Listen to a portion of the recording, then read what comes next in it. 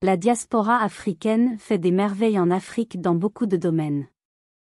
Dans cette vidéo, nous allons à la découverte d'un géant de l'agriculture africaine qui a quitté les États-Unis pour entreprendre en Afrique.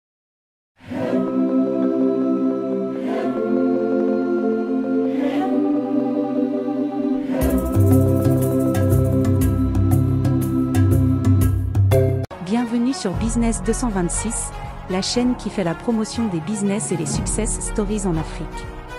Si tu es nouveau ici, abonne-toi et active la cloche de notification car sur cette chaîne YouTube on parle et on partage des idées de business très inspirants que vous pouvez mettre en place afin d'augmenter vos revenus, grossir votre compte bancaire et même atteindre la liberté financière. Depuis son retour des États-Unis, le jeune agriculteur camerounais Loïc Kamwa fait des merveilles en Afrique. Il a commencé avec 4 hectares mais aujourd'hui exploite plus 500 hectares. Il pratique l'agriculture mécanisée et l'élevage. Loïc est aussi promoteur d'une école pratique de formation au métier de l'agriculture et de l'élevage. Il est l'un des grands producteurs de maïs au Cameroun. Il se fait appeler l'ambassadeur du maïs au Cameroun. Il nous raconte son parcours atypique. Loïc Kamwa est diplômé en administration des affaires. L'agripreneur Loïc Kamwa décide de rentrer au Cameroun et de se lancer dans les métiers de l'agropastoral. Je m'appelle Kamwa Silachom Loïc, je suis né le 16 novembre 1992 à Baham. Après mes études en économie et management à l'université de Pfocam, je continue mes études de bachelor en administration des affaires à l'université d'État de New York Canton. Après mes études, je décide de rentrer au Cameroun m'investir dans l'agriculture car convaincu que le développement de l'Afrique ne peut se faire que par les Africains et que le premier développement est alimentaire. Actuellement je cultive le maïs sur 42 hectares et 2 fois par an avec des tracteurs, je suis aussi producteur des poulets de chair. Présentation de ton entreprise. El Gomé Agro-Pastoral Company a été créé en 2014 par Loïc Kamwa qui fait dans la production et la commercialisation des maïs, et dans l'élevage, poulets de chair. Ceci dans le but de répondre aux besoins alimentaires des populations et de contribuer au développement de l'agriculture au Cameroun. La petite histoire de départ.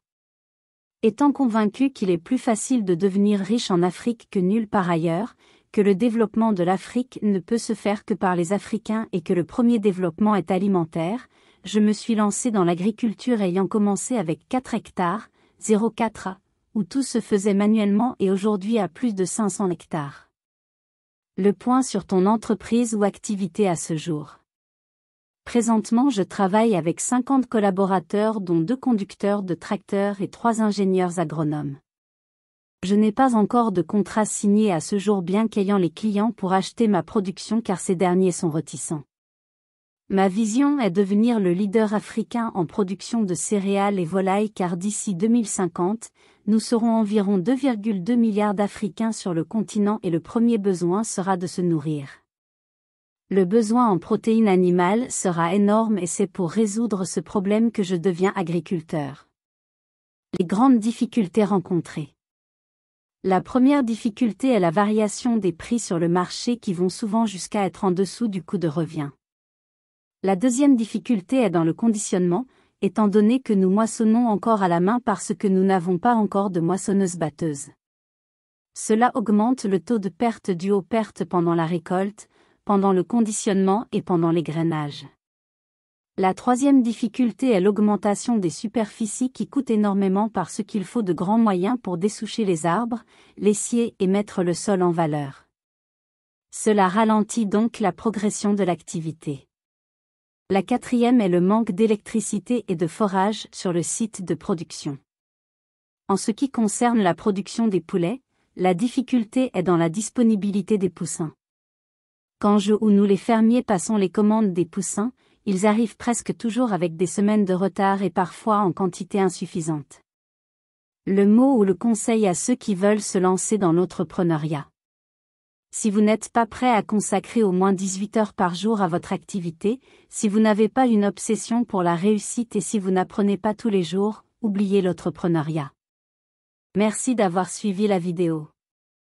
Nous espérons que cette vidéo t'a inspiré.